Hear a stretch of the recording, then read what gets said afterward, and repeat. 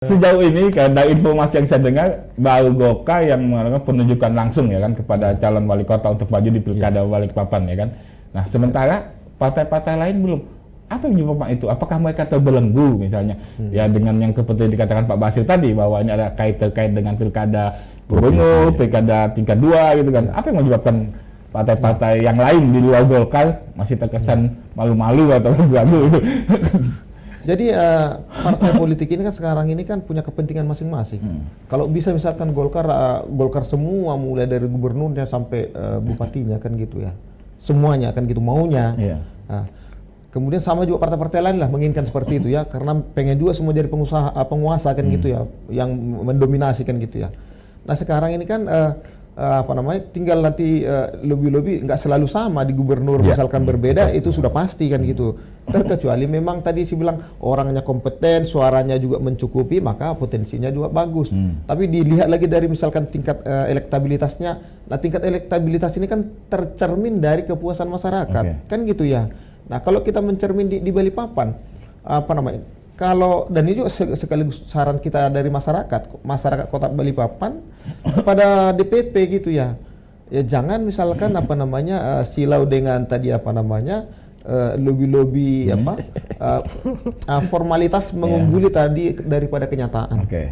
Jadi kenyataan itu dikalahkan dengan tadi formalitas tadi. Ya. Nah, ini kan tadi yang selalu yang terjadi selama ini.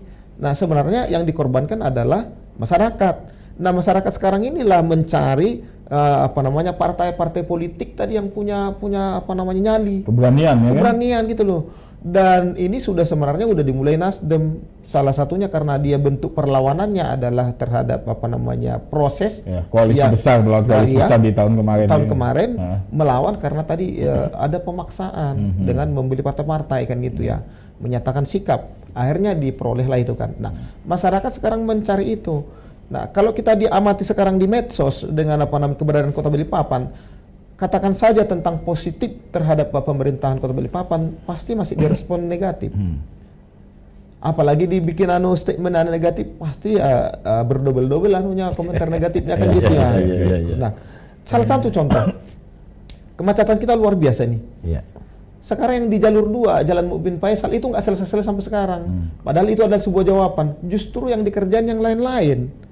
Kan gitu ya. Kan ada. Jadi skala prioritas pun ini sudah tidak berjalan. Termasuk dunia pendidikan pun sebenarnya skala prioritas. Kenapa tidak dilaksanakan? Nah, kita punya banyak uang, tapi silpa kan ini masalah gitu loh.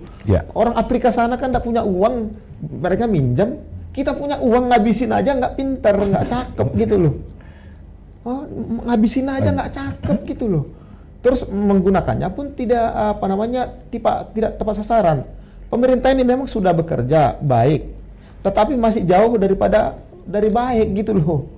Memang kita harus hargai memang yang dikerjakan, tapi masih jauh daripada harapan yang diharapkan masyarakat. Persoalan-persoalan sekarang ini. Nah ini harus kita dorong. Saya sebagai masyarakat di sini yang selalu mengamati, hampir 20 tahun juga, ini pembangunan kita stagnan, tapi uang habis kan bingung. Uang habis tadi 4 triliun. Cek aja masyarakat mana pembangunan kita yang ada yang sekarang yang kita bisa lihat signifikan dengan uang 4 triliun. Ada enggak pembangunan? Nah ini yang di depan mata kita mendorong tadi orang-orang agar metode-metode tadi yang absolut itu kita harus geser. Secara teori namanya absolut itu akan membawa tadi menjadi kekuasaan absolut juga. Kekuasaan absolut itu menjadi kesewenang-wenangan. Dari kesewenang-wenangan itu nanti kerjaan juga menjadi tidak terukur. Hasilnya seperti yang kita lihat saksikan sekarang.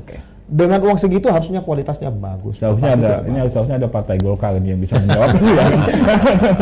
Download Tribun X sekarang. Menghadirkan lokal menjadi Indonesia.